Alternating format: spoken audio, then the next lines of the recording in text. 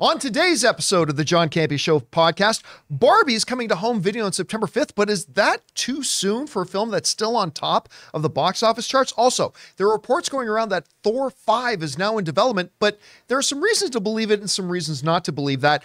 The streaming honeymoon is over as cold reality is coming, including maybe annual contracts. A Blue Beetle has suffered the lowest box office opening since Wonder Woman 1984 for the DC Cinematic Universe. And in a brilliant move, Ahsoka is no longer going to release in the middle of the night like other Disney Plus shows. It's actually going to release in Primetime. We're going to talk about that and a whole bunch more. The John Campea Show podcast starts right now.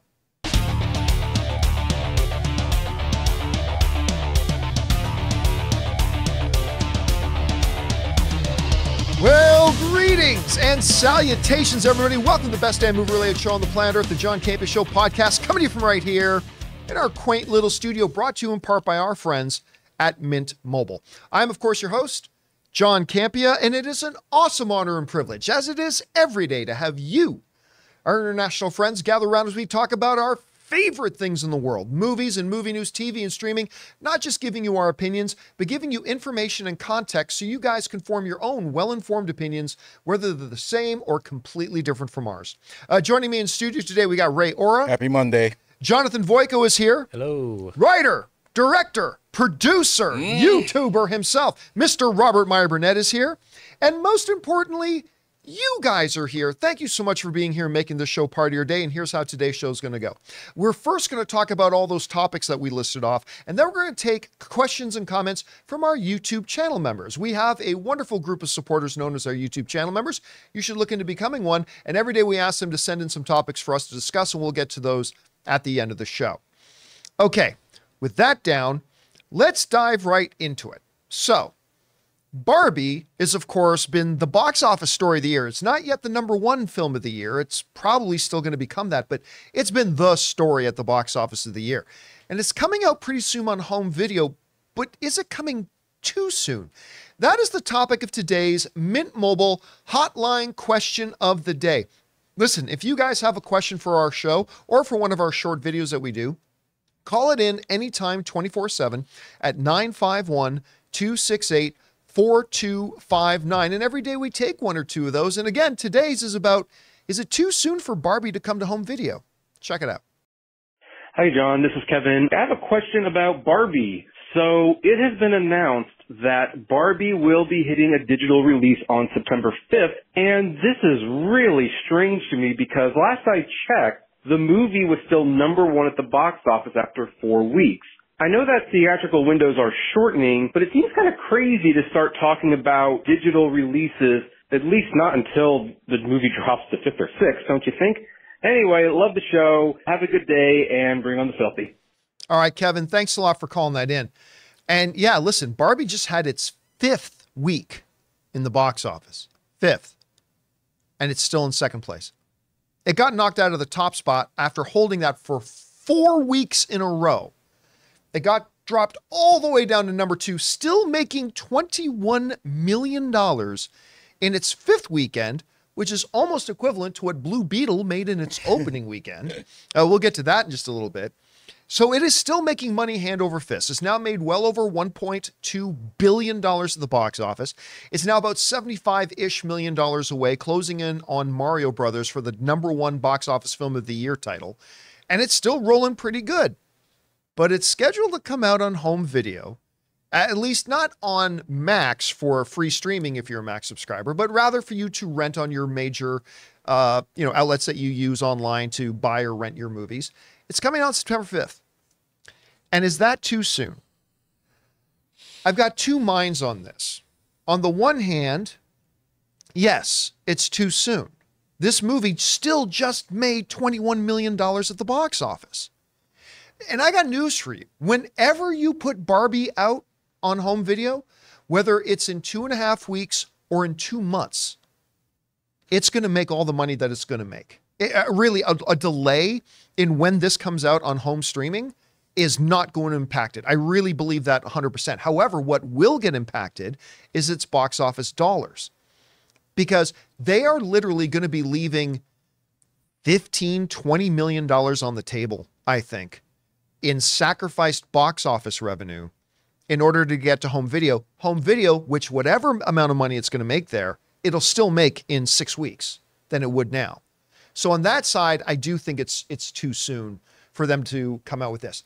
That being said, in Warner Brothers' defense, Rob, you know, as somebody who is recently with films of yours like Tango Shalom and others, you know that planning, orchestrating, working through the logistics of a home video and digital release is not something you do overnight. This is something you plan for a very long time. You plan additional marketing pushes around it, all this kind of stuff. And there ain't none of us in this room that thought Barbie was going to make $1.2 billion. Including Warner Brothers. Including Warner Brothers. Nobody thought it was going to be making $21 million in its 5th weekend. No. Nobody thought that. So if you had asked me, Rob, 6 weeks ago, do you think a September 5th digital release for Barbie is pretty okay? I would have said, yeah, that seems reasonable. It's going to be pretty much finished its box office run by its 6th or 7th weekend. It ain't going to make $1.2 billion. So yeah, it's too soon, but I understand why they planned it for that. And it's probably too late to change it, I would think. Rob, we were all surprised by the box office success of Barbie. What do you think about its digital release? I think you nailed it. I mean, these things have to be planned, not just weeks in advance, but months in advance. I mean, when you put something up on, whether it's SVOD or streaming of any kind, you have to program all kinds of metadata. You have to have it subtitled in whatever languages that people speak in the country that you're releasing it in, which in America, I mean, you look at certain home video releases on disc, they've got 20 different subtitle tracks, depending on who you are. So this is something that was decided upon. I'm sure Warner Brothers is kicking themselves. Yeah. But you know, they make deals and they sign contracts to these kinds of things way in advance. So it's not like, I mean, I think like in a case of Tom Cruise doing Maverick, I'll bet they left that a little open-ended. So they were able to see what happened because they knew they could have a potential hit on their hands, because obviously they had known for a year in advance how good the movie was. Right. Because it was finished early, you know, way earlier than when it came out. But with Barbie, I think they didn't expect the Barbenheimer meme craze to happen. And they certainly didn't expect the movie to make as much money as it has. And I'm sure that everyone is kicking themselves because even in, I mean, like you said, over $20 million for the second weekend. I mean, it comes down to number 2 after 5 weeks in the theater. Yeah. This doesn't happen. I mean, this is unprecedented. And yet, I mean, like you said, it will hurt the box office, but I think people are still loving to go to the theater and dress 100%. Up in pink and go. So it is going to hurt the box office. But on the other hand, you think people aren't going to watch this at home and pay $20 and have their friends come over and have Barbie parties? I'm going to bring out all my Barbies from when I was a kid. Yeah. We're going to see that happen. So, well, we just went to see Blue Beetle, right, at the beginning of the weekend. And there were still people there in the theater dressed in pink. They were still doing it to theme, still going out. And so, yeah, I ultimately think they are leaving some money on the table, but I kind of get why. Anyway, guys, what do you guys think about this? Can you see why it's kind of planned this way? Do you think they should just pull an emergency and just say, no, we're going to put it off? But putting it off at this point could cost them a lot of money too. Whatever you think, let us know down below. All right. With that down, guys, let's move on to this, shall we? There are reports going around right now that Thor 5 is in development right now. That they are developing and putting together Thor 5 as we speak. And we did a short video on this on the YouTube channel a little bit earlier today. Again, some rumors, reports going around that they're already going into development on this. And take a look at this. You could understand why, because even the last 2 Thor movies, right? Thor Ragnarok, which I contend is a top 10 best comic book movie ever. It was that typical Marvel, well, what used to be typical Marvel, perfect balance of the heavy, of the dark, of the serious, balanced off against lightheartedness, fun, and humor, right? You had a lot of levity in it, but you also had the death of Odin. You had a big plethora of jokes, you know, piss off Ghost. I still love that line. But you also had the destruction of Asgard. Like, it was a great balance. And the results were overwhelming. The audiences loved it. It got a 93% critic rating on Rotten Tomatoes. It made $855 million. Now, you go to the next Taika Waititi directed Thor film, and despite the fact that it's a significant step down from Thor Ragnarok, despite the fact that they took that perfect balance of dark and light and went way too far to the light and made it way too silly, despite all that, the fact of the matter is that movie still made $760 million at the box office. Audiences still love Chris Hemsworth as Thor. Even the people who didn't like Thor Love and Thunder still love Chris Hemsworth as Thor. So what do we think about these reports going around that they are already developing Thor 5? Well, in the video we did a little bit earlier today, I pointed out a couple of reasons why I believe it's not true and a couple of reasons to believe that maybe it could be true. Let's take a look at this in the classroom. Under why you should probably not believe that it's true, number one, there's a writer's strike going on. It's been going on for over 3.5 months. We're getting close to 4 months now. Without writers, there is no development. You're not putting anything together without writers. So unless this thing was starting to be written 6 months ago, it's highly unlikely. The second biggest reason against it is that all the reports confirm that Taika Waititi is not signed back up for another Thor movie yet. The person who would be doing the development of any such Thor 5 is not signed on to do it.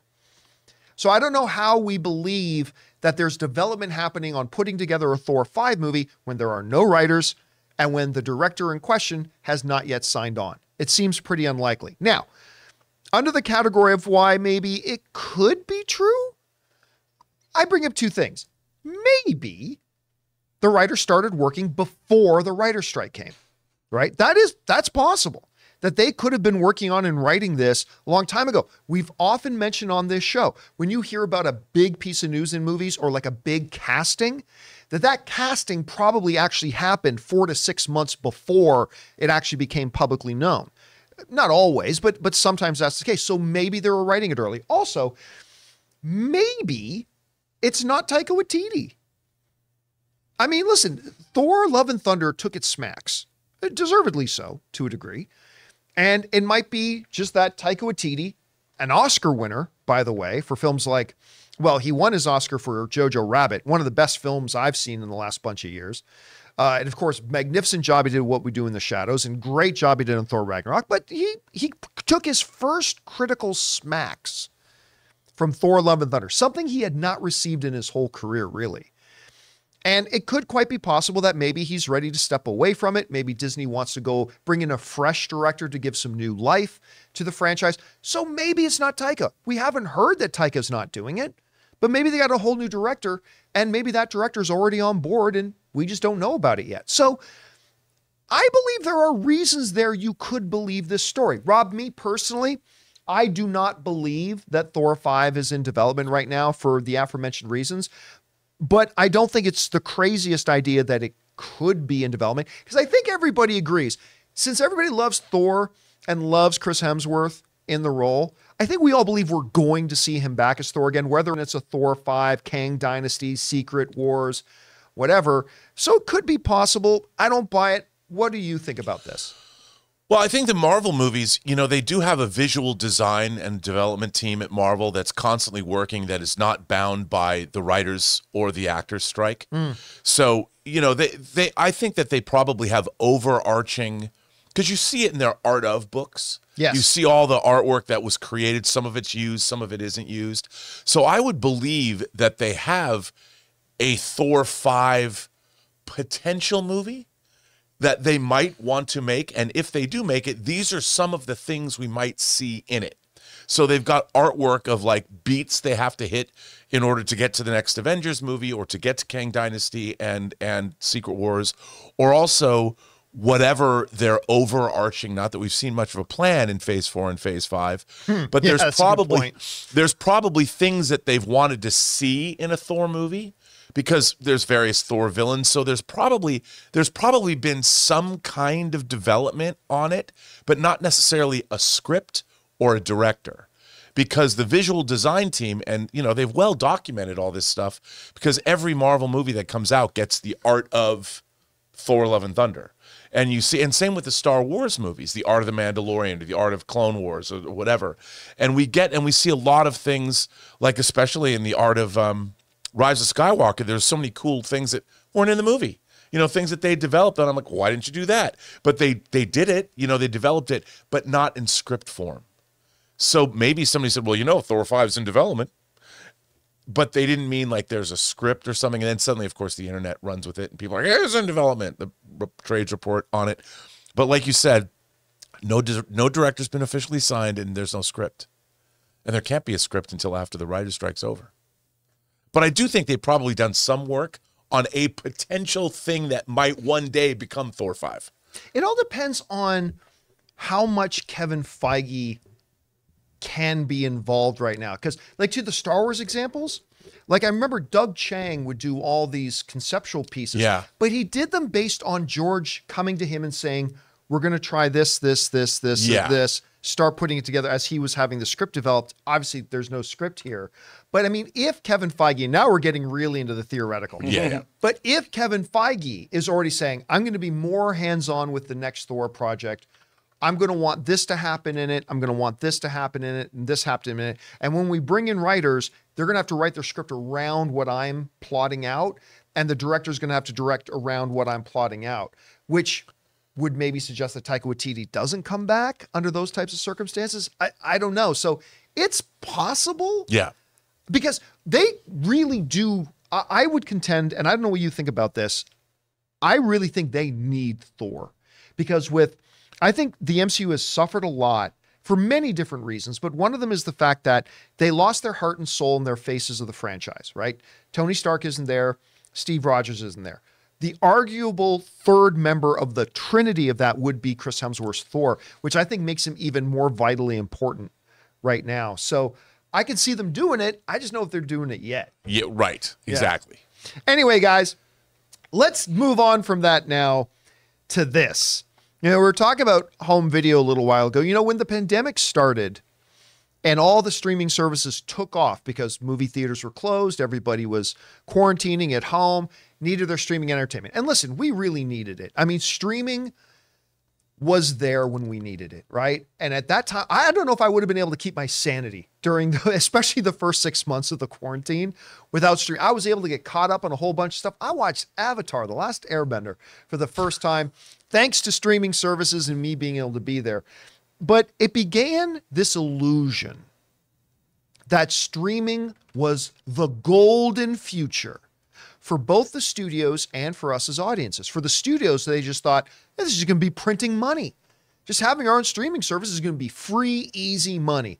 Everything streaming services. And we saw a lot of big, stupid decisions being made by studios at that time, taking great movies, instead of holding on to them for theaters, like Top Gun Maverick did, they said, we're going to dump them for day-and-date releases or just not give them theatrical releases at all, putting out there. And they have quickly found out that path has led to ruin.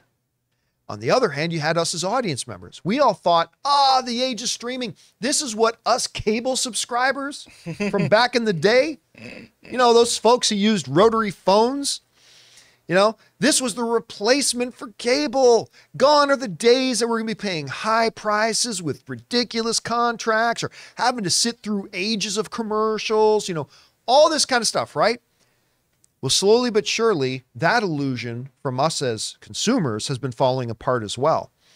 And I read a great article this weekend in Yahoo Finance that really puts it great for how this illusion of this golden era of streaming for us as film fans or television fans has fallen apart. Listen to this. Again, this is from Yahoo Finance. It writes, streaming services like Netflix, Hulu, Disney Plus, and YouTube were supposed to save us from overpriced cable packages that drained our pockets for decades. And indeed, for a time, those platforms threw themselves at us with low prices and the ability to share accounts with friends and family. But those days are gone, and streaming is increasingly conjuring the ghost of overpriced cable bundles. We are past the gold rush era of streaming television, explained Gartner research director and analyst Eric Schmidt. The business models that are premised on eyeballs, because remember, that's what they used to think. As long as a lot of people watching, that means money, right? They found out it doesn't. The models that are premised on eyeballs and not revenue are no longer viable. For users, that means rising prices, more ads, and crackdowns on password sharing. For companies, it means users canceling plans more often when they run out of shows and movies that they want to watch. So basically, the golden era for us as consumers, lower prices, greater choice, less ads, being able to even share our content, one by one, all those things have fallen till we're just left with that. That's kind of been for us. And for the companies, they've realized, as Rob has pointed out so many times in the past, there's only so many people in the market to sign up. Their spending was way out of control. To their credit, a lot of these streaming companies have started reeling in their spending and all that kind of stuff. And they're realizing more and more that churn is becoming more and more of a thing. As prices have increased, people have started to adding and removing their streaming services when there's something that they want to watch. For example, look at this. We broke down like these average costs of streaming prices, but if you average it across this, it could be higher, it could be lower. You're looking at average paying about $110 a month for your streaming. And some streaming services are like your gym memberships. You've had them for 5 months and you haven't been there more than once or twice, right? So more and more, us consumers, I haven't done it yet myself, but a lot of people I know are starting to do the churn. The churn means, okay, I've got Netflix as long as Stranger Things is on. Stranger Things, the new season's done. Great. Cancel my Netflix and I'll go over here and subscribe to Paramount Plus to watch, Lioness. I'll go over there to watch Special Ops Lioness. And then when that's done, I'll cancel my account. And that hurts the streamers even more. Now, look, nobody has told me this, but as we've seen the crackdown on password sharing, which I agree with, I think they should crack down on password sharing. We've seen the proliferation of ads, going back to the old cable model, rising prices. Rob, I believe, and I don't even think this is a long way off, I think this is coming soon. With churn on the rise, I believe we are going to see what cable companies used to do. I think we are going to pretty soon be, hey, great, you want to sign up for Disney Plus? Wonderful. Here's your 1-year contract. That they're going to try to end churn. And I can understand why they'd want to do that because you want to lock in that revenue you're going to get. But as more and more audience members start churn, I believe you're going to, and I think it'll probably start with Disney, but I think Netflix is not going to be far behind. I definitely think Max isn't going to be far behind. If Peacock can survive, it won't be far behind, and neither will Paramount. Although Paramount's net value has dropped 70% in the last little while. It's gone from a $30 billion valuation company to a $10 billion valuation company. But Rob, I really do believe a time is imminently coming. Like I think within the next 2 years, maybe even less, that these streamers are going to say, hey, you can have a monthly plan for $30 a month, or you can get it for like $12 a month by signing on for our 1-year contract, or maybe even foregoing the option for a monthly and going pure required 1-year sign up like your cell phone or whatever. I don't know. What do you think about this article in Yahoo Finance and the stuff that they're saying? What do you think about my fear that we're pretty soon going to see mandatory 1-year contracts? I think all of it's true. The 1-year mandatory contract, I think, is coming. I wouldn't be surprised if somebody decides to bundle them all, like a cable company. Yeah, we've been talking about that recently. And also, when you think about it, John, if you look at a streamer like Netflix, which I still consider to be the granddaddy of streamers, maybe not necessarily the best, but Netflix always has something new. A diversity of programming. It's got new series, it's got documentary shows, it's got reality shows, it's got all kinds of stuff on it. So I think that like Netflix is pretty secure because they're always coming up with some kind of new programming. But when it comes to like Disney Plus or even Paramount Plus, for me it's very program specific because they don't have a lot of new shows. Certainly not the kind of diversity of programming that Netflix does. So I really think that some of these streamers have tried to up their prices, and they're not providing the value of Netflix, which is expensive, but you get a lot more. And so these streamers have really, I think, bitten off way more than they can chew, because Disney Plus especially, They were considering that, oh, every family's going to have Disney, you know, because of the kids. But for us, what do we want on Disney? We want Star Wars and Marvel. That's it. That's one show every quarter. You can't run a streamer that way. It's no wonder why they've lost a ton of money. And what they want to do is they want to up their subscription price. Well, what are you getting for that? Not much new. How are they going to survive?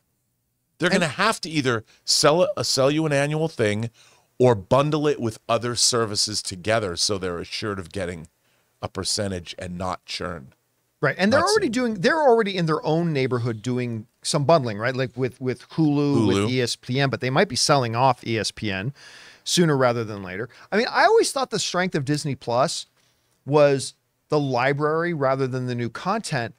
But I mean, to your point, when they're putting out only certain amounts of content and raising their prices, usually when you raise your prices, you say, oh, we're doing an additional this or that. They haven't been offering that. We're just raising the prices. Why? Well, because we are. Yeah. And to your point too, Netflix, out of all those streaming services, they're the only ones that make a profit every year, but it took them over a decade. It did. But they're also buying all kinds of foreign programming. Yep. So they're appealing to people. You can see things from all over the world that they're the only, I would have thought other streamers would have jumped onto that bandwagon, but they're not. You know, and Netflix has kind of cornered that market, which was really smart. All right, guys, what do you think? Listen, if they did, and do you think that they're going to move to like pure annual contracts? I mean, they already have options like, hey, pay for the full year in advance and you get it at a bit of a lower rate. But do you think those mandatory annual contracts will come as churn increases amongst viewers? And if you, as an individual consumer, if they do go to mandatory annuals, are there services you will still sign up for? Are those that you won't? Let us know what you guys think. All right. Listen, guys, we still got to talk about Blue Beetle having an absolutely horrible opening weekend, despite the fact that it's a pretty darn good movie. Ahsoka moving to primetime. But before we get to that, we're going to take a quick second here and thank a sponsor of today's episode of the John Campea Show podcast, our friends who have saved me a bunch of money at Rocket Money. Guys, we want to take a second to thank a sponsor of today's video, Rocket Money. Did you know that the average person has around 12 paid subscriptions and they might not even remember to subscribing to half of those? If you have no idea just how much you're spending each month, you need Rocket Money. It's this great app that tracks all of your expenses so you know exactly where your money is going. I recently just found out that over 80% of people have subscriptions that they've completely forgotten about. Seriously, think about how many free trials you subscribe to that you just probably never canceled. And that's why I'm such a big fan of Rocket Money, because I was one of those people. When I signed up to Rocket Money, I was stunned to find out that a gym I had belonged to in another city I lived in, I had still been paying my dues to for over 2 years. Also, that music subscription service I use, yeah, I forgot I was subscribed to 2 other ones. That's where Rocket Money comes in, because Rocket Money is a personal finance app that finds and cancels your unwanted subscriptions, monitors your spending, and helps you lower your bills all in one place. With over 3 million users and counting, Rocket Money customers have saved on average of $720 a year. So stop wasting money on things you don't use. Cancel your unwanted subscriptions and manage your money the easy way by going to rocketmoney.com/Campea. That's rocketmoney.com/Campea. rocketmoney.com/Campea. And thank you to our friends at Rocket Money for saving me money and for being a sponsor of the John Campea Show podcast. All right, guys, with that down, let's move into this, shall we? Blue Beetle opened up this weekend. And hey, I liked the movie. I think it was fun. I had a good time watching it. It wasn't great, but it was quite good. It was fun. So, one of the things I have said about this movie for a while is that I believe it's going to be pretty good, but it's going to tank. And tank it did. It was going into the weekend with projections of a $30 million opening, which was already going to be concerning. But it came in less than that as the top 10 chart came out. And as we look at it here, Blue Beetle made $25.4 million on its opening weekend. Now, that was good enough to dethrone Barbie in its 5th weekend, down to $21.5 million. Oppenheimer, by the way, with this new $10 million, over $700 million now. It's closing in on Deadpool for the number 2 and number 3 spots on the all-time R-rated box office film list. It's just an interesting thing there. Teenage Mutant Ninja Turtles stays in the top 5, making another $8 million. Strays bombed at $8.3 million on its opening weekend. Really funny-ass movie. You absolutely should go watch Strays if you're into vulgar humor. If you're not, it's not for you. but I loved that movie. I thought it was great. But Blue Beetle making $25.4 million, less than its already concerning $30 million projection. Now, to put that into perspective for you, let's look at the opening weekend numbers of the last 5 DC films. The Flash, which was the total box office for The Flash, like $275 million worldwide total, something like that. I don't think it cracked 300 million. The Flash opened at $55 million, more than double of what Blue Beetle opened to. 268. And it only managed to make a huge flop, $268 million total worldwide. Shazam! Fury of the Gods, which only made $133 million worldwide, biggest financial fiasco in the history of the major comic book films. And it opened with more than Blue Beetle did at $30.1 million. Black Adam, which failed to crack the $400 million mark, opened with a much higher $67 million. The Suicide Squad, in the midst of the pandemic and opening on HBO Max the same day it was going to theaters, still managed to have a bigger opening weekend than Blue Beetle at $26 million. You got to go all the way back to Wonder Woman 1984, and we all know about the extenuating circumstances surrounding that. But still, the only movie it beats on this list is Wonder Woman 1984. Now, look, you don't need to be a scientist to figure out causality here. I've been saying it for forever. The general audiences have completely abandoned the DCU. They have since 2018. We have not had a single DC film in the last 5 years make over $400 million. Think about that. We're just talking about the huge disappointment of Thor: Love and Thunder. That movie made $760 million. We haven't had a single DC movie in 5 years make over 400. The audience has abandoned them. And that's why I said for so long, even though I think Blue Beetle looks really interesting and looks promising and I'm looking forward to it, it's going to tank. Now, there's always the hope for legs, right? That it'll leg it out and do great, but I don't think the movie was that good that it's going to really get this overwhelming positive push to go see it, unfortunately. Because again, I think this is a movie people should see. I like this film, but pretty tragic.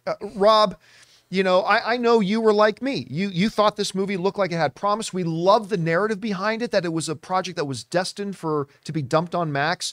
They said, this looks good enough to put in theaters. They decided to give it a theatrical release. I'm glad they did. What do you think about these numbers, and can it turn it around? Well, that's the one saving grace for this film is it wasn't made for $250 million. Indeed. You know, it was made for streaming. Then they bumped it up and made it theatrical.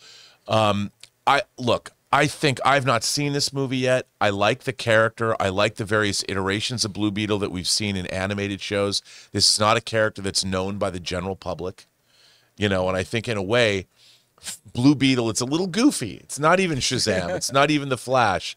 It's Blue Beetle. A lot of characters are known to the public. This is not necessarily one of those top tier characters.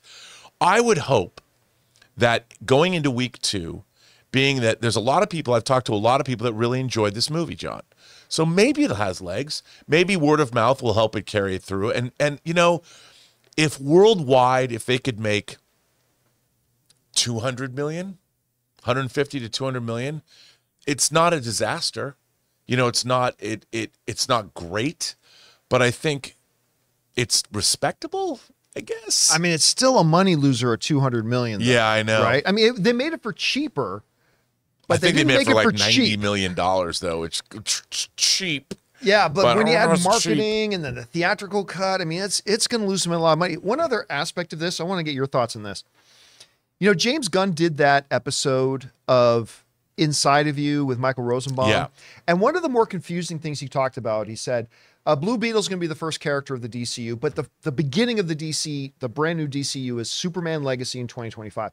Had a lot of people confused. And I've said that I don't believe that, especially since this movie's going to flop, that the Xolo playing Jaime Reyes, I don't think that Blue Beetle's going to be the DCU. Like, this movie's going to flop tremendously, unfortunately.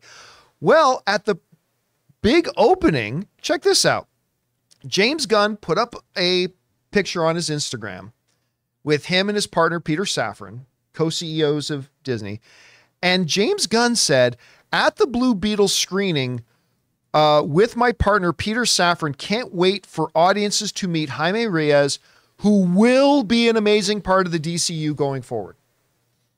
Now, I've said I don't believe for a second that we're going to see that, but James Gunn seems to have a different opinion of that.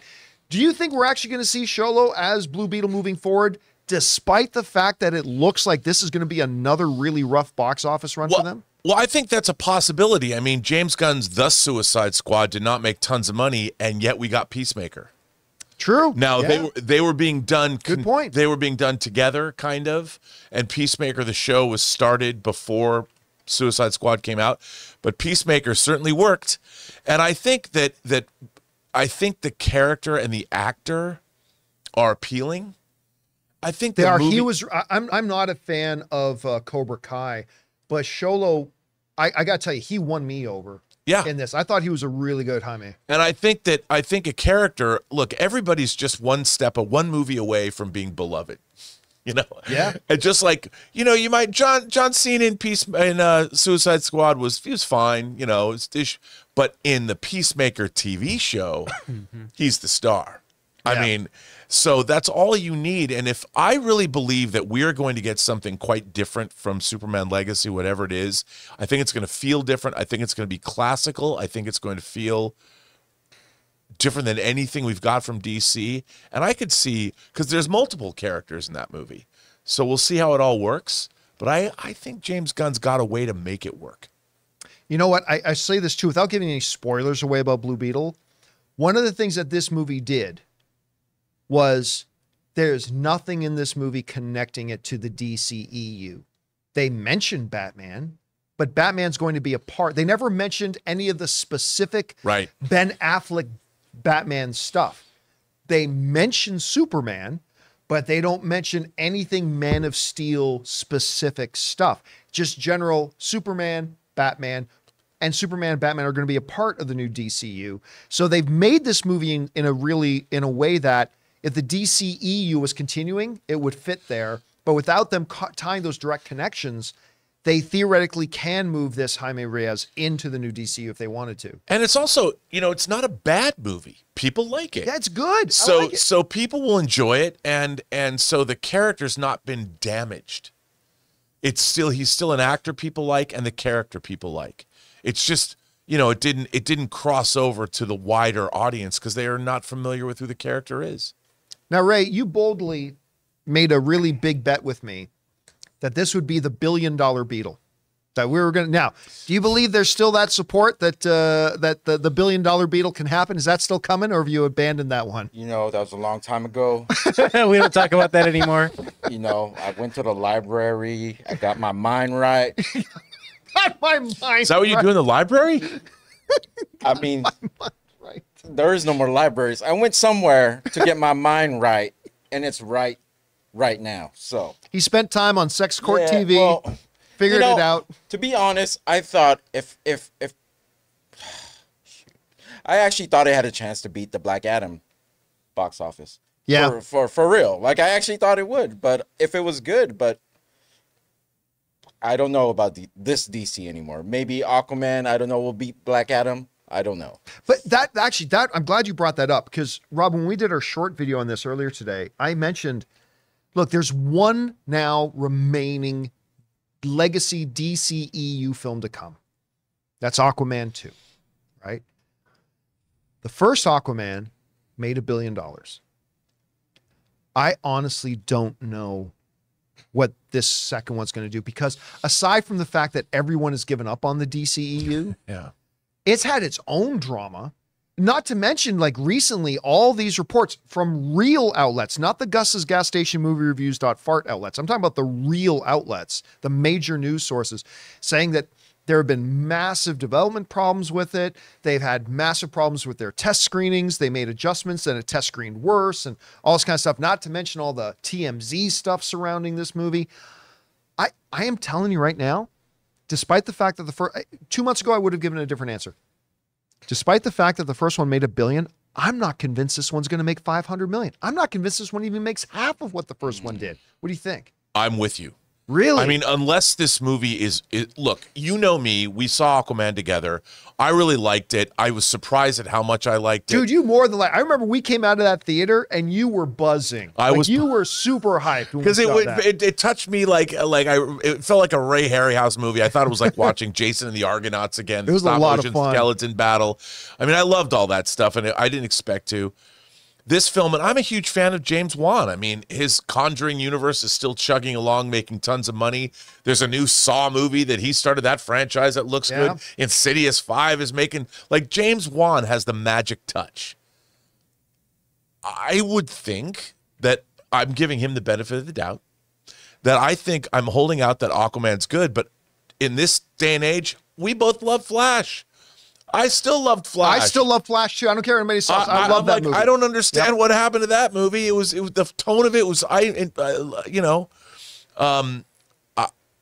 Aquaman was already goofy.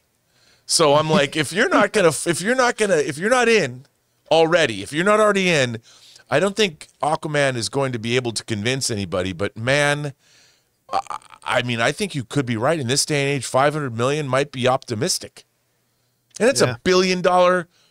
I mean, at this point, are people waiting for Aquaman 2? It's almost like where's the hype? It's coming out in December or November or something. Well, I think it is December. And wasn't it supposed to come? Like, wasn't the original release date it was supposed to be a year ago? Avatar. It was supposed to be last Christmas. Yeah.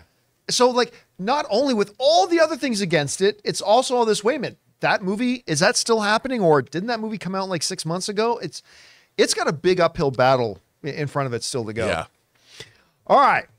Guys, with that down, let's finish things off with this, shall we?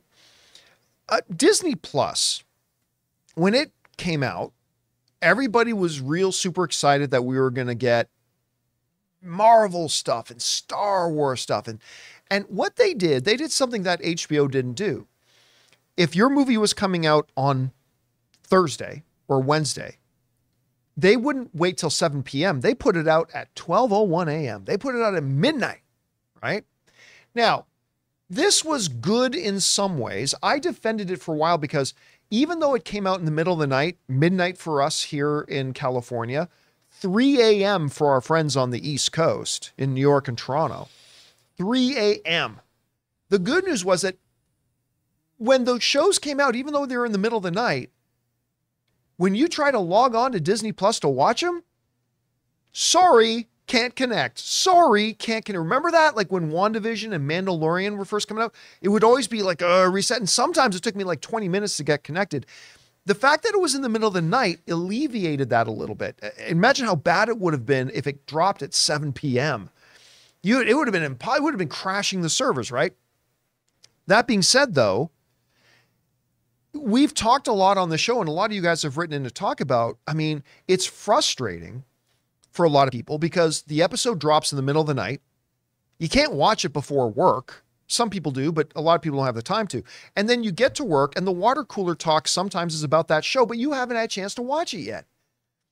And Disney Plus hasn't been able to capitalize like Game of Thrones House of Dragon was able to, where everybody was watching it at the same time and able to talk about it all together. So a lot of people have wondered, shouldn't they move the start times of these premium Marvel and Star Wars shows to Primetime? And as a matter of fact, Ray, I, who have been a midnight viewer of all the Star Wars and all the Marvel stuff, I recently said on my show, I'm done. The disappointment of Secret Invasion meant I was done. Not done watching them, but I'm done staying up to midnight to watching them, right? Well, turns out I might not have to, because according to reports here, this one comes from The Verge, Disney Plus has made the brilliant decision, and I don't get to say that about Disney much lately, but made the brilliant decision to actually move Ahsoka out from in the middle of the night. Will now debut on Tuesday. That's tomorrow, my friends, at 9 p.m. East Coast time. That's 6 p.m. for us here in Los Angeles. Which means not only do you get to watch it when everybody else watches it now, the other good thing is you can actually have viewing parties again. I mean, we would still do viewing parties even at midnight, but, you know, that was tough. That was rough. But we can honestly now people around the country can now do viewing parties. I am personally planning tomorrow and having people over, and we're going to watch Ahsoka at 6 p.m. We're going to barbecue. We're going to watch the first 2 episodes of Ahsoka, which is going to come in about an hour and a half. This is going to be like watching a movie event. And I think this is a really good move on their part. Hopefully they've shored up their technology with the back end to make sure they can handle the influx of people coming to watch. But Rob, I'll tell you what, I don't see a downside to this. I think this is a really good move on their part. And to do it with a show that's as anticipated as Ahsoka is, I'm looking forward to watching this. It's a good show to launch it with. What do you think about the move? 100%, dude. I mean, they're adopting the Game of Thrones House of the Dragon model. You know, East Coast is 9 p.m., West Coast is 6 p.m. And what do? You get a huge influx of people that are watching this, and I think you're gonna up your views considerably. Because when the show first goes live, you're gonna want to. I mean, let's hope Disney servers can hold the traffic that they're gonna get, because you know when the Star Wars, when Mandalorian first started, or the Marvel WandaVision, I had a hard time getting on, you know, to watch the show. I think it's a great move. I think it's a great move across the board. And they also did something else that I wanted to bring up. Disney announced today that they're going to release those shows on physical media. Yes. They're releasing Mandalorian, and they're releasing, I think, WandaVision. And Loki. And Loki. First season So of Loki. They're having a whole new approach to their which I think is great and good for them. And I think this can only benefit people, like you said, 6 o'clock on the West Coast. How great for us. Oh, you know, but 9 o'clock is a perfect time for people on the East Coast as well. It's appointment television, and they're going to get people the next morning. You know, people on the West or on the East Coast, they weren't able to watch it 3 in the morning and then go to work and talk about it the next day because they hadn't seen it yet. Because I had to go to work. Now, I think in a way, in terms of getting excitement, this is a way to build up excitement for a show again, if it's good. Well, that's the thing, right? Because here's the problem with the Disney Plus shows. To me, I can't think of one of the Disney Plus shows that I didn't like the first 2 episodes, right? They always start good. Right. And then they end, like, I really liked the first episode of The Book of Boba Fett. I did. I did too. I ended up hating that show. I liked a lot the first episode of She-Hulk. I ended up hating that show. I loved the first couple episodes of Moon Knight. I didn't hate it, but it ended up being pretty disappointing for me. Like, that's the thing about Disney, but they tend to start strong. I expect Ahsoka will do the same. Here's hoping it can carry that momentum and actually be a good show overall. I mean, it's 8 episodes, which is better than the traditional 6 they've been doing. By the way, Agatha, the WandaVision spinoff, they announced it's going to be 9 episodes. So hopefully they're starting to stretch that out a little bit. Hopefully, I'm a little bit concerned about Ahsoka because, the first episode's like 50-something minutes, but then the second episode's 38, and then the third episode's 31, and I'm afraid that the remaining like 5 episodes after that are going to be like 29 to 33 minutes long, but whatever. They seem to be going in the right direction. So, I think this is just going to make it a lot easier for a lot of people. And I think it's a great move on their part, but Rob is right. Man, it all means nothing unless the show ends up being really good. And they've been struggling. Other than with Andor, they've been struggling with that a little bit lately. All right. Guys, with all that down, we are now going to move over and take questions from our YouTube channel members. But before we do, we're going to take a second and thank another sponsor of today's episode of the John Campea Show podcast, my mobile service provider, and they should be yours, Mint Mobile.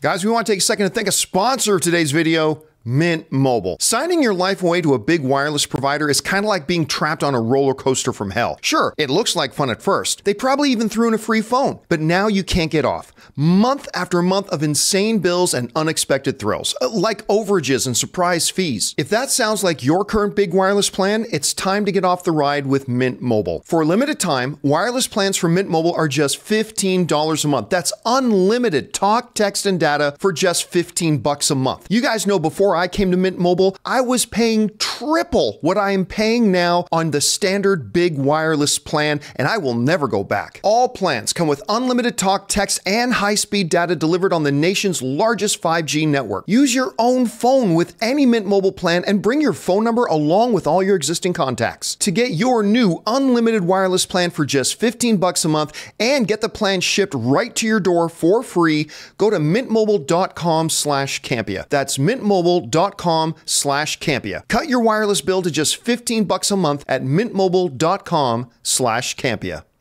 And thank you to our friends at Mint Mobile for sponsoring this episode of the John Campea Show podcast. All right, guys, with that down, let's get on over and hear from our YouTube channel members, shall we? Jonathan, what do we got up here first? GQ writes, I just watched Ben Affleck's movie Hypnotic. I don't care, but I loved it. I don't think I've ever seen Hypnotic. Who directed it? Robert Rodriguez. Look, you guys know I'm a huge Ben Affleck fan. I'm glad you liked it. That's the beautiful thing about the art, but I'm not going to lie, I gave up on it. I gave up on it. I know. Did you have a chance to watch it? I haven't seen it, but it had such an interesting, troubled production history and different distributors. I really want to see what it is. I really want to watch it. Is it available on streaming? I don't even know where to get it. That's part of the problem. There's so little awareness about the film. Like, how can I get it? Yeah. I want to watch it. All right, what's next? All right, Dr. Stinky. I saw Blue Beetle, and it's now my second favorite comic book movie of the year. It's awesome. George Lopez had me dying. Bring on the filthy. I don't know that where would I put it? Because I quite like, my favorite comic book movie of the year is Spider-Man Into the Spider-Verse, or Across the Spider-Verse.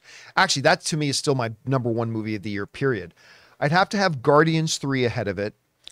I think I'd even put Flash ahead of it. So, but I really did enjoy it.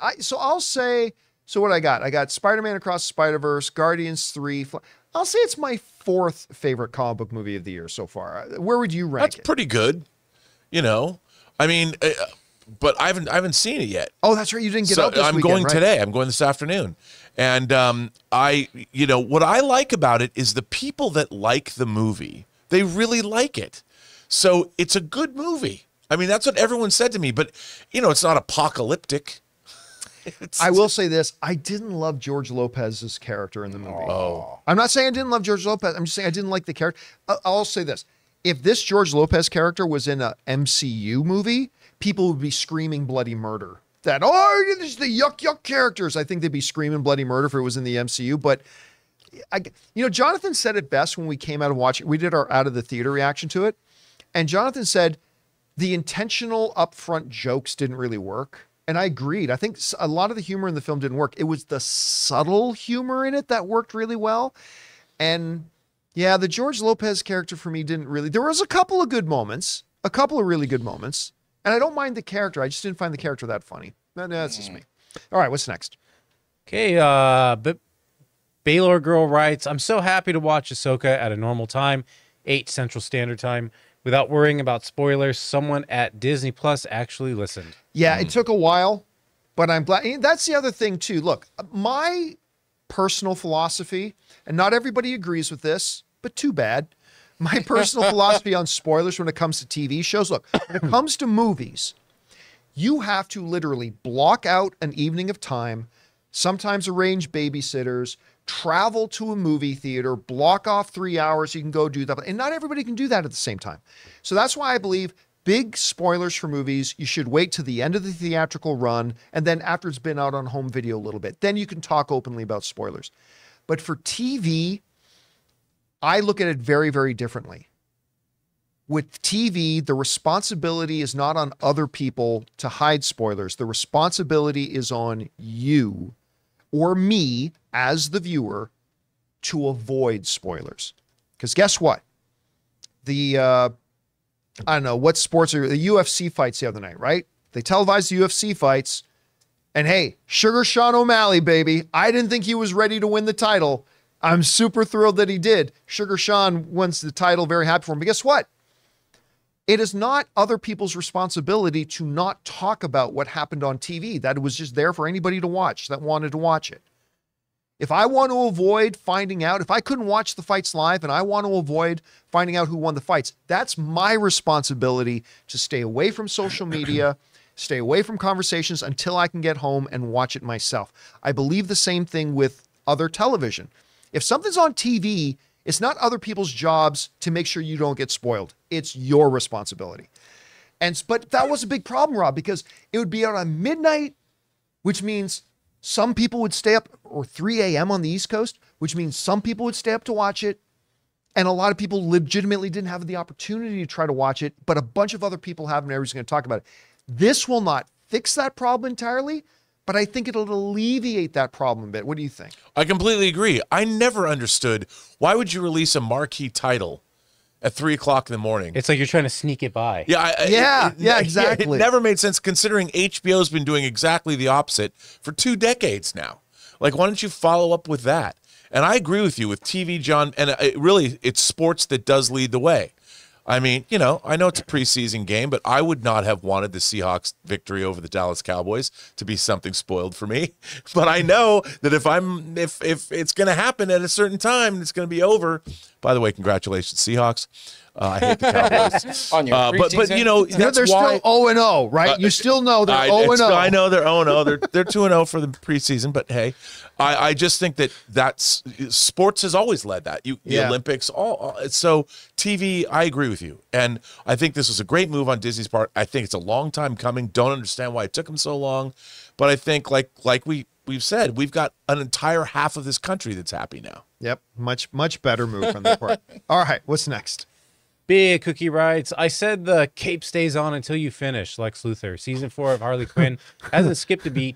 What's your favorite moment of the season so far? Tell you what, the Harley Quinn is right on track, man. This show has been so funny this season. You probably didn't see it, but there's an episode where there's a villain convention going on, and Lex is there talking to Talia al Ghul. And instead of having sex with each other, they have 2 surrogates that have sex on their behalf. As Lex and Talia sit there drinking martinis, they have their living avatars having sex with each other instead. And he made the guy wear a Superman cape. And he's telling him which position to do. He says, you know, doggy works better if I take off the cape. Damn it, I said the cape stays on. And all that kind of stuff. What has been my favorite moment? I don't know if it's the Alfred making toilet wine in prison. I don't know if it's I don't know. All the Poison Ivy stuff with her PR firm, the Lex stuff, the Steppenwolf stuff at the villain convention was hilarious. I don't know. There's been a lot, but it has been a great season so far. It's been really good. All right, what's next? Amin says, so how has Elemental done so well at the box office? Heard even pass Spider-Verse internationally. Crazy, especially after such a dud of an opening. Dud is putting out. So let me Elemental box office. Let me pull it up because I want to get the opening weekend numbers here. But Elemental at the box office. Okay, you know how much it made on its opening weekend? $29 million. $29 million. Barely, like less than Shazam Fury of the Gods made opening weekend. Shazam Fury of the Gods only made 133 million total worldwide. But Elemental went on to make 458 million. This is a testament to how really good this movie is. Again, I don't think it's a top 2 or 3 Pixar film of all time, but I'll use the word, it's great. Elemental is a great movie. It's not like I almost said Flash Goodyear. It's not like Buzz Lightyear. Flash Goodyear. It's not like Buzz Lightyear, which ended up being a disappointment. This is a great movie, and it just slowly word got out. It's the type of thing that Blue Beetle hopes happens to it. Because even though it opened to less than Flash, it ended up making 3 times what Flash did, 458 million. Listen, that still doesn't make it comfortably profitable. It doesn't. But when that movie opened, a lot of people thought this thing would struggle to make 200 million, and it's gone on to make 458 million. Again, put it in context, more than any of the 7 DC films that have come out in the last 5 years. Elemental made more than that. So just quality, word of mouth quality gave it legs. Let's hope the same thing can happen to Blue Beetle.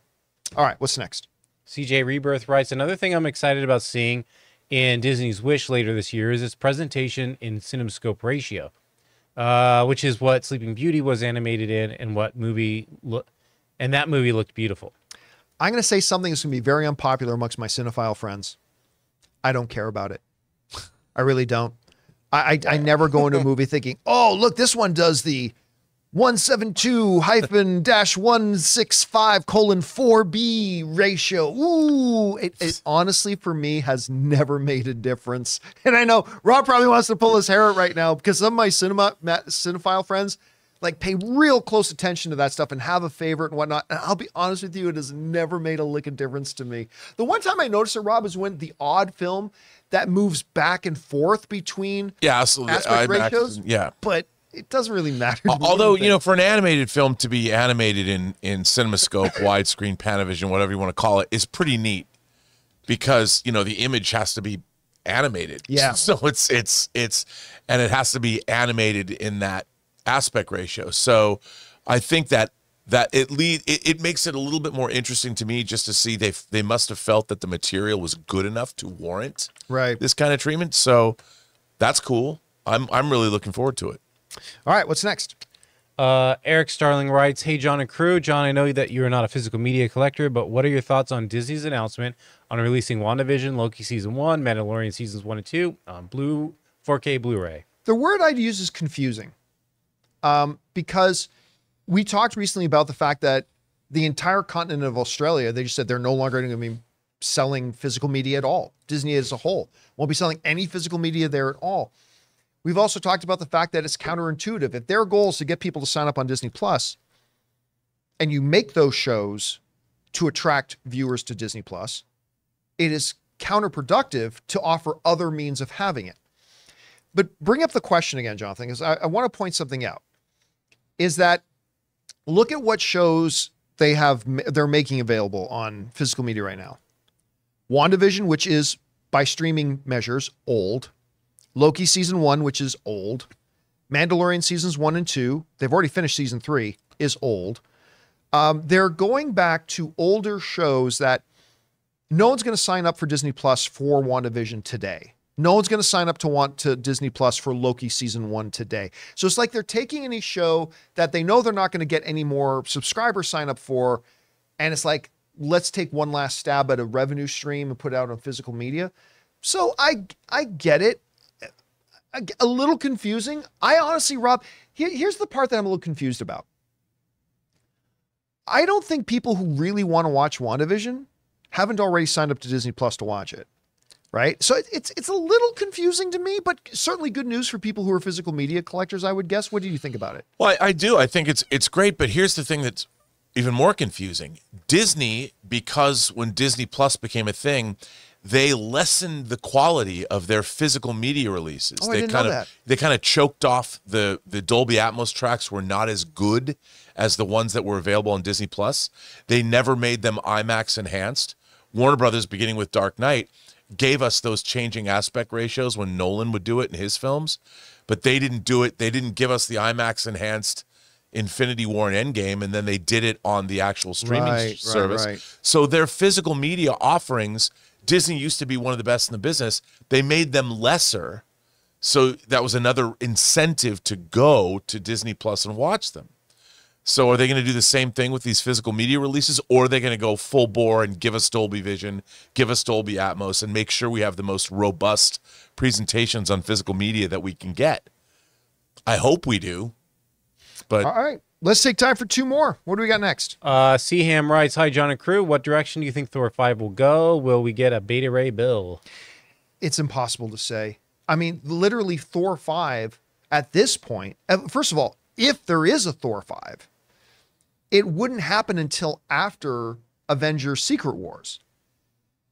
So it would be folly to try to speculate which direction is Thor 5 going to go when we are literally probably 4 or 5 years away from that movie ever happening, and knowing there's like a couple of movies that Thor will most likely be a part of, that a lot of major things could happen to the character in that time. So if Thor 5 was coming out next week, yeah, you could think, like, every time there's a Thor movie coming out, people wonder if Beta Ray Bill's going to be in it. They thought that for Thor 1, Thor 2, Thor 3, and Thor 4. Obviously, it hasn't happened yet. That's going to be a question for the next one. But we could have some ideas about where the movie's going if it was coming out this year, but I don't know, Rob. We just have no idea where this character is going to be after the next couple of Avengers movies. I agree. You know, I saw some report that they're talking about Hercules being in the movie. And that's because the end of Thor: Love and Thunder, right? Of course. Yeah. And if he was, I'm thinking, if you gave us a Lethal Weapon movie in the Thor universe with two gods teaming up, and it's kind of like Riggs and Murtaugh, I'm like, okay, that could be, I could see that direction could work. I mean, these two gods, one of them, you know, the Greek-Roman pantheon and the Asgardian pantheon, the Norse pantheon, that could be fun. And whoever you cast, if you get a great... They already cast him. But are they going to keep the guy from Ted Lasso. Yeah, but will they keep him? Oh, I don't think you put him in that unless you plan to keep him. But if they do, think about how they can play off one another. It'd be pretty funny. He'd be like, I'm getting too ancient for this shit. Yeah, I'm getting too ancient, and I think it could be really, really good. And listen, and I'll tell you what, this is going to make a lot of people mad. Boo-hoo, I don't care. I thought Russell Crowe was great in Thor: Love and Thunder. With all the problems I had with Thor: Love and Thunder, with them going too silly and all that stuff, I agree. I completely agree. But one of the things that worked for me was, you are not invited to the orgy. I loved Russell Crowe as Zeus. And I think him as the father of Hercules, I'll sign up and watch that. Maybe he redeems himself in Thor's eyes. I don't know. We'll see. All right, last question of the day. What's next? Ian Barth writes, game day, what are your biggest worries and biggest hopes for Ahsoka tonight? Well, it's not tonight. It's tomorrow night.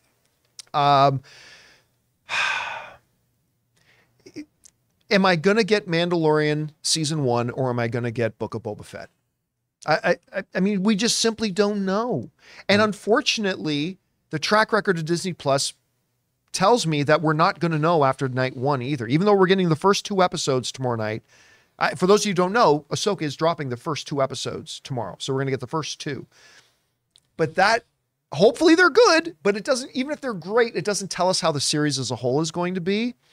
So I'm not really sure. I want to see that Marvel balance of some heavy, dark themes balanced with adventure and fun and some levity. If they can get the Rebels formula in there, it could be really, really good. Book of Boba Fett should have been awesome. Yeah. Obi-Wan should have been awesome. So I just don't know what we'll get. But I don't know, Rob, what are your hopes and ambitions and fears going into the first night? Look, I have to say, these trailers really got me hooked. I agree. I'm like, this looks like some Star Wars I'd like to see. But, you know, I feel that way about all these shows. I go into them thinking, I'm more perplexed that they don't work. Like, how do you not make a great Boba Fett series, especially after we saw Boba Fett being introduced in Mandalorian Season 2? Who didn't want to see that show? He was awesome. Oh, that ending of Mandalorian Season 2 with him on Jabba's throne is like, oh, I can't wait to watch this. And then you're like, wait, what? We're getting the Vespa gang? Where? You know, and look, I really like Rebels, the animated series. I thought it was great. I like the characters. I like the fact that, you know, this is like Dave Filoni's, you have a creator that's really invested in this material because they've had so much to do with it. I don't think that Dave Filoni wants to see this show do anything but be awesome. So, and I love the cast. Great. The cast is great. Everybody they've cast is so interesting to me. They suit their roles really, really well. The show looks good. I have high hopes. So I think it's going to be great. And I have 24 hours. I have 36 hours left before I know other people have seen it and did notice the word on the streets. That's pretty good. Now, remember, they've seen the first 2 episodes. Right. Disney, in its classic bait and switch, has only shown the first 2 episodes to critics, right? I know. Not cautiously, not the 30-minute episode. Not the 30-minute episode, but the first 2 episodes to get that critic score high. But remember, when you see the Rotten Tomatoes critic score on Ahsoka, remember, that is only based on the first 2 episodes. It's not based on the series as a whole. So springs eternal. I just hope there's not too many episodes, meaning 0 episodes where she gets stuck on a planet and has to help the locals fight off some evil pirate gang as a distraction before she gets off the goddamn planet and back on the story. See, now I agree. Now, I don't mind that formula with, say, and Mandalorian because it's that spaghetti Western serialized. He's the man with no name thing, in right? a sense. Yeah, exactly. So I liked that episode to episode kind of feel to it. But in something like Ahsoka, where you setting up in the trailers an epic story, you are told us that this is an epic story with these fallen Jedi who are not necessarily Sith, these fallen Jedi, the return of Grand Admiral Thrawn, Ahsoka recruiting help from her past, including her old Padawan, still struggling with the fall of Anakin Skywalker. You have sold to us a bill that says this is truly an epic story. If it devolves quickly into just 4 of the episodes are, I'm going to help this local find their lost, speeder. Dingleberry. I'm going to be pretty disappointed because that's not what they sold us. It is what they sold us with Mandalorian. Right. It's not what they sold us with this. So we'll see. Hope springs eternal. Guys, that'll do it for today's installment of the John Campea Show podcast. Thank you so much for being here and making this show part of your day. Big special thank you to our YouTube channel members. Number one, for being channel members and supporting what we do here, but also for sending in these questions and topics for us to discuss. Don't forget, guys, a little bit later today, we're going to have a live stream of Open Mic. We hope you guys will come back and join us for that. And until next time, guys, I want to thank everybody who's in the room with me. We, of course, got Ray Ora. Total power, baby. Jonathan Voico. A little off topic, but anyway, see you guys. Writer, director, producer, host of Robservations and all sorts of good stuff, Robert Meyer Burnett. My name's John Campea, everybody. Thank you so much for being here. And until next time, my friends, bye-bye.